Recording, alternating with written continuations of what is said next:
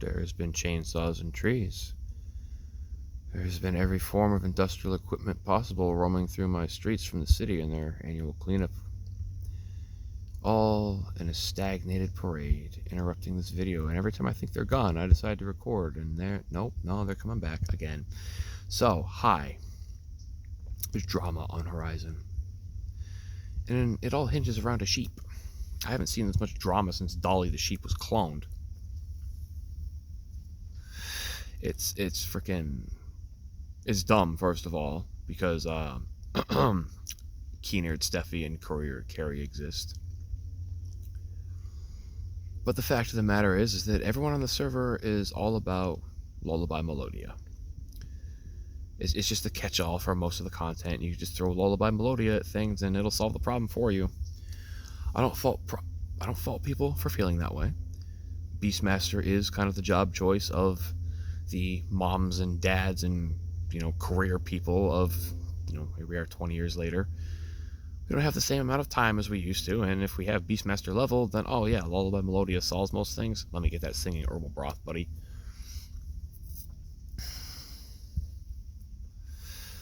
But the way you get singing herbal broth in large quantities is whoever controls Fergandi region.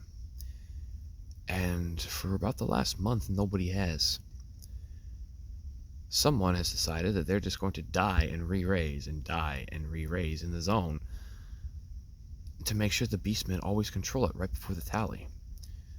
Sashomi, the Clamfather, leader of the Winterstian link shell for conquest, specific for Winterstians, they tried to take over the zone with 3 parties. 18 people. Not an alliance, but 3 different parties in 3 different locations. Chaining EXP mobs together in rapid succession with high efficiency, with perfectly built parties. And even though they swayed the conquest all the way to 90% Winterstian, it dropped and went down to 90% Beastman control in a couple minutes. Hours and hours of specific dedicated work to maximize Winterstian control as much as possible. Some people who were streaming and recording it are claiming that it even got to 100% at one particular point, right before they started dying.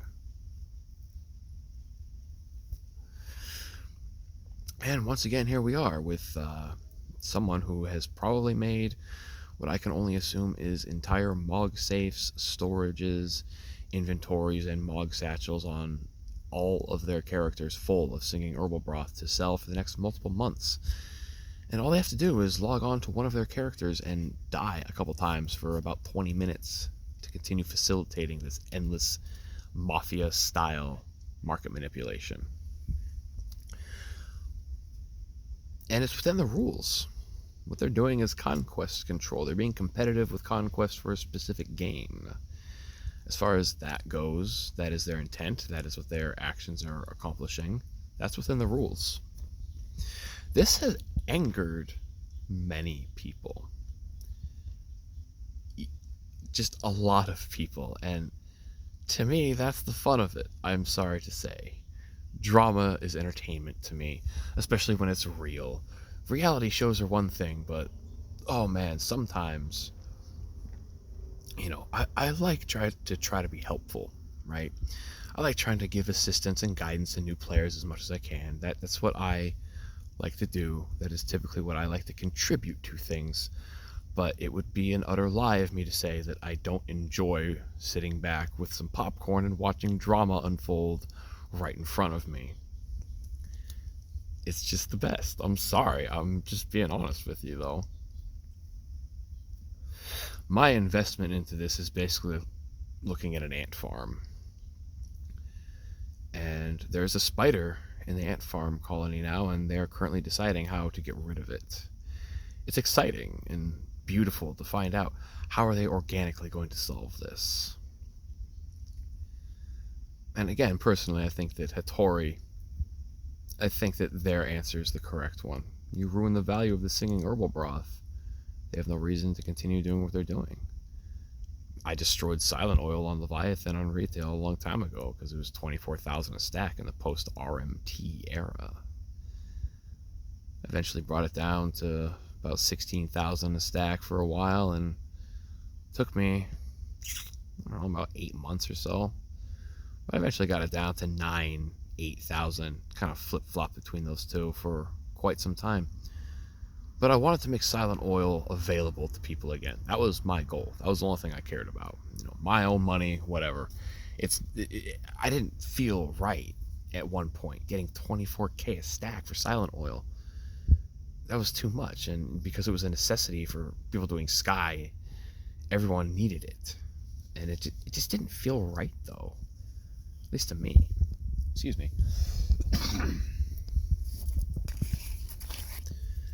And in this case, a lot of players seem to be upset about the whole Beastmaster thing. They have a right to be. But a far greater number of players are upset about being able to get to the Outpost Warp in the Fergandi region. Those people I can sympathize with, to an extent. Only because walking around is the perpetual last boss of Final Fantasy XI. Outpost warps are one of the few ways that you have control over how quickly you move about the world of Vana'diel. And sure, you can pay for teleports and you can get them pretty quickly for very little gil, quite frankly. But having your fate controlled by someone else and having to rely on chance and happenstance and having your time controlled by someone else's whims, that doesn't feel good all the time. Sometimes it's nice to just be able to teleport wherever you want, when you want, on your own time. I get that. I really do. However, when I played Retail and Leviathan, no one ever had the Zarkabard or the Glacier Outpost, because everyone died to 5-1 and Shadowlord so freaking much all the time. I mean, like, for real, when I played, I want to say at least 80% of the server at the time was rank 5, simply because no one could beat the Shadowlord. Looking back, I don't even really know why. I think collectively, we all just sucked back then. We didn't have access to the deep information we do these days. But right now, someone is able to just die a couple times for a few minutes and cause it to be Beastman controlled. And that's a shame. But this is a player created problem, and there is a player creatable solution to it. But again, I'm not here to talk tactics. Ruin the value of it, people will stop going after it so much. I've done it myself before to Silent Oil of all things, and that wasn't just some jug pet used by, I think 70% of the server has a Beastmaster here. And here comes another helicopter flying illegally too low because screw the law, I'm a cop, right? Sometimes not fond of the police around here, although I don't hate them entirely. Just wish they would fly at a correct frickin' altitude. Anyway, you know what, maybe I will talk tactics, okay? Like, look, it's simple. Winters alone was able to get 18 people throughout a region to go EXP. You know what my simple solution is? It's not so much just harvest the zone to a nauseating amount, because that gets monotonous and boring. I think the solution, hear me out on this, Discord anime watch party. Invite people to a Discord server and have an anime watch party. Have everyone just watch anime and talk about that together while you just harvest away.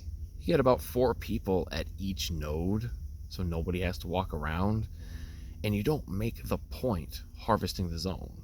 Make the point an anime watch party. I mean, you know what, let me throw a little story in here because I doubt anyone's going to watch a 2-hour-long video about my time in the military. But I feel like this is one of those things of, like, lateral synergy application. Is you have to have your people in a good mood to continue doing monotonous tasks. And At one point in basic training, by some just bizarre series of serendipity and happenstance and miracles of God, I guess, I was able to get my flight in the B dorms of the 319th Squadron, of all things, to have a pizza party in the library. It was a really surreal experience after everything that I had been through thus far with what I had done in my short time in the military. But that was definitely one of the most memorable and weirdest things that happened. It was because I helped guide everyone to clean up our dorm to such an incredible degree that Staff Sergeant Engelman, she came along and over the intercom for the entire 319 Squadron one night before lights out. And she told everyone, just like, I want everyone to know that the B9 dorm of the 319th is the only dormitory that I have seen on the entirety of Lackland Air Force Base over my 20 years of serving here that has been absolutely spotless and free of any demerits. You should all try to be like them. I felt good about myself because I was the one who was directing that dormitory at that particular time, and I didn't tell anyone that. I just was like, yeah, I know I was the one who helped direct all this, but these guys are the ones who really helped make it happen. And before I went to bed that night, as our dorm chief was, who I was really tight with, he was doing his usual thing of using the Bible in a secular way, because I think we had 11 different religions that were practiced in our dorm at that time, including one shaman. And he was really good at using biblical messages of hope in a secular way that could help inspire anyone regardless of their belief system. And I really admired that about him, honestly. And one night, before lights out, he's doing that. We go to bed, and I genuinely pray of just, I wish there was some way I could give these guys a break. I directed them, and they performed perfectly. I mean, we got someone who's been working on this base for 2 decades who just now told us before she's about to get promoted and shipped out that we're the only demerit-free dormitory she's ever seen on the entire base. And this is the 319th. We're going to get shipped home in the next couple months, and so we have no reason to even care about doing good in our details and our dorm chores. So that was a cool thing to me. I was like, okay, cool. For some reason, I have the ability to inspire people to do really good work and care about what they do. And the next morning was a magical evening. We woke up not to a trumpet playing reveille over the speakers, blaring us awake, but to the soundtrack to Saturday Night Disco Fever Inferno, whatever that John Travolta movie is. We woke up to disco music. We woke up to, first of all, Staying Alive. Do you have any idea how weird that is, to suddenly wake up in a place where you have continuously and for many, many nights woken up to that trumpet blaring reveille, and you are so used to, okay, time to jump down from the top of my bunk bed and land my feet perfectly into my shower slippers in one continuous motion before my eye crust has fully even been wiped out, and start making it to the shower room and get cleaned up to get down to the pad within 4 minutes of that sound starting, don't matter how deep asleep you were.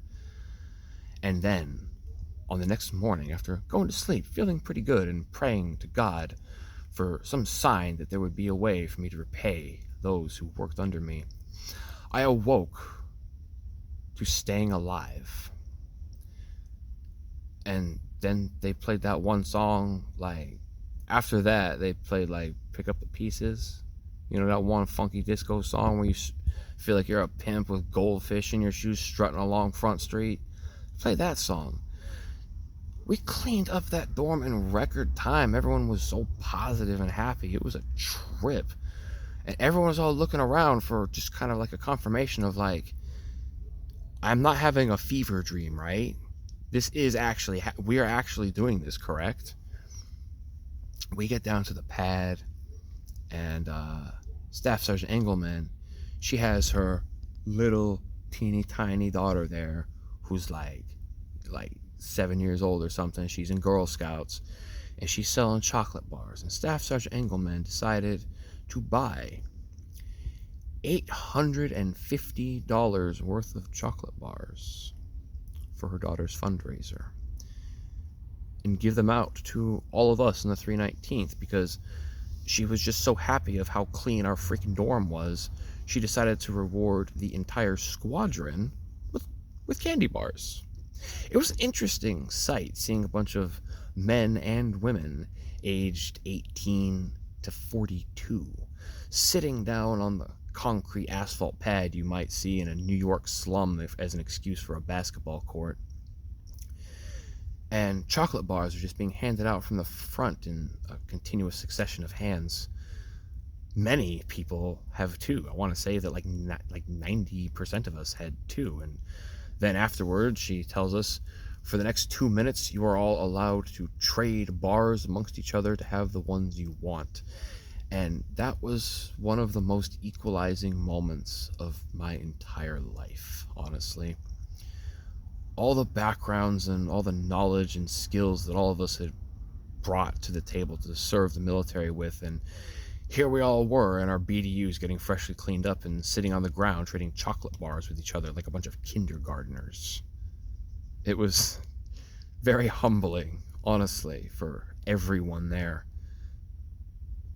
And because having food in the dormitory is not allowed, we weren't allowed to bring them back to the dorm, and so then it was a large succession of thick paper being torn apart and the crinkling of tinfoil snapping open as a hot Texas sun melted the chocolate in your hand into a gooey mess. We all sat there licking our fingers, and the TIs looked the other way as we wiped the spit off on the underside of our BDUs behind our knees. We go back to the dorm, and I'm genuinely moved by Staff Sergeant Engelman's generosity. And so I resolved to say, hey, our core values are honesty, integrity, and service before self. That's important to the Fair Gandhi thing, by the way. That's why I'm telling this. Just saying. Even though I'm not in the Air Force no more, I have always tried to live my life with those core values of honesty, integrity, service before self. It's a very Japanese Bushido code notion, to be honest with you. And in this particular case, I wanted to pay back Staff Sergeant Engelman in as much as we could. And so I started taking donations from people around the dorm. If they gave me a $1 bill and a $5 bill, I would write down their name, and then I would write down each individual bill with each individual serial number from each specific bill from every single person in the dorm. It ended up being, I think, 14 pages that we had to staple together of every single individual bill for the total amount of, I think it was about $261 or so, something like that.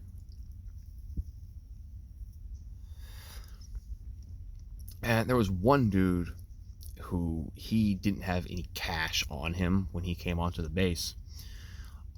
So we had him write the letter. He was like, I can't contribute money. I want to contribute some words. And that inspired me. 18 years old, I didn't become a writer yet at that point. And so he was the one who wrote a beautifully handwritten letter to Staff Sergeant Engelman, thanking her for her generosity, and that this was our way of trying to express our belief in the core values of the Air Force that we were serving in. And so me and the staff, or me and the dorm chief, we go down to the staff office. It's like 15 minutes before lights out, and there's really no reason for an element of two to be walking around the pads and around the dormitory at that point at night. So when we walk into the staff office, a lot of them think something's wrong because they know the dorm chief. There's a 7-foot-tall Nigerian. You know him when you see him. Like, he was a really cool dude. I loved him. And we were just like, oh, we want to know where Staff Sergeant Engelman's mailbox is. We have something we want to give her. And they're like, all right, it's over there. Drop it in and leave. Why are you even here? Like, go back to your freaking dorm. It's almost lights out. They were really pissed at us. And then next day, we wake up to the usual reveille, do our dorm details.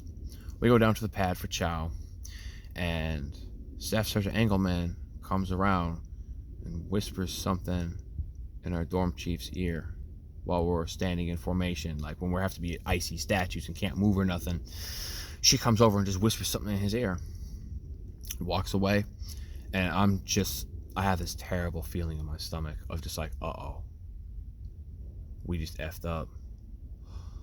Oh, dude, are they gonna say we just tried to freaking bribe an NCO that outranks us? Because we did just kind of drop a bunch of cash in her mailbox.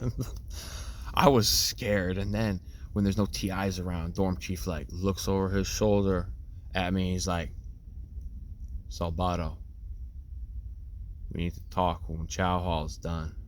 Talk to me in the shower room when you get back to the dorm. I'm just like, we're gonna get court-martialed, dude. We actually just effed up. They're gonna use this against us and like royally screw us. And I just put everyone's name in there. Oh, dude, like, I think we're in really big trouble, dude. I didn't eat that much. Like, the people who made all the food were looking at me kind of offended, as though I was like, oh, your food's not good enough for me. But like, I felt like I was gonna puke the empty contents of my stomach acid out. I was tripping balls, bro. But I go back up to the dorm. The dorm chief is like, all right, here's the deal. Because Staff Sergeant Engelman outranks us, she is not allowed to accept a cash gift from us. However, she was really moved by what we all did. And everyone in the staff office has agreed to not let anyone really know about what happens. And she said that we can use the money to have a pizza party in the library. It's just going to be pepperoni and cheese pizzas. She's going to get it from Pizza Hut. But she also told us she's going to get us a TV and a DVD player. And she's going to go to Blockbuster and rent 2 movies of whatever we want to watch. When Blockbuster still existed, by the way, this is a while ago. And then, figure out how much cash is left over. She's going to give us 20 minutes to go over to where there's this place on every freaking squadron in Lackland Air Force Base. It's there to tempt people, to make them go crazy. It's got a soda machine in it. It's got an ice cream vending machine in it. And it's where all the freaking telephones are, where they tempt you, and you can see them all the time and want to call home with them. We were granted 20 minutes to go down there and get as much ice cream and candy and soda and Snapple and Fruitopia as we could possibly carry. And we filled up 2 freaking military grade laundry bags. I mean, these things were like as big as me. I'm a little Italian, okay? We filled up 2 of those entire sacks full of just soft drinks and sodas, another one full of waters because they were only 50 cents a piece. We like cleaned out the machines completely, basically. Ran them into the living room. Thankfully, there was a little mini fridge in there, and we just like stuffed all the ice cream in there. A couple minutes later, Staff Sergeant Engelman comes in with these. You ever see Home Alone?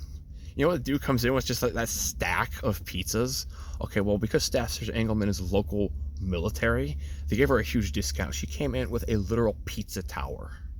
I have never actually seen so much pizza being delivered. Like, it was an amazing sight. And she drops off what everyone voted for, even though it wouldn't have been my vote.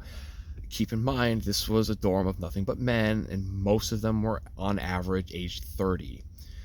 So we all watched Scarface, okay? I'm sure some of you would get a kick out of that. Not my favorite movie. I didn't really care. So I just kind of sat in the back of where the library was, and everyone was just having an absolute blast eating pizza, drinking Coke and Pepsi and Fruitopia, and then breaking all the Reese's Pieces ice cream sandwich cookies out of the freezer. And then kind of toward the end, about 3/4 of the way through the movie, a couple of guys came over and they were just like, "Hey, Salvato, we want to recognize that you're the one who helped get us to this point. We want you to have this entire pizza like to yourself, because if we think that's the only thing that's right." And I was like, you know what? I think that's dope of you. I'll take one slice. Y'all have the rest. Because like that's how it should be, in my opinion. That is how a community and a group functions. And if you didn't understand everything I just said and how it relates to how to solve the Fergandi problem, you're never going to understand. Sorry. Hope you enjoyed my word barf. Have a good day. And I don't know why anyone keeps subscribing to this stupid ass channel, but thank you for continuing to do so, and God bless.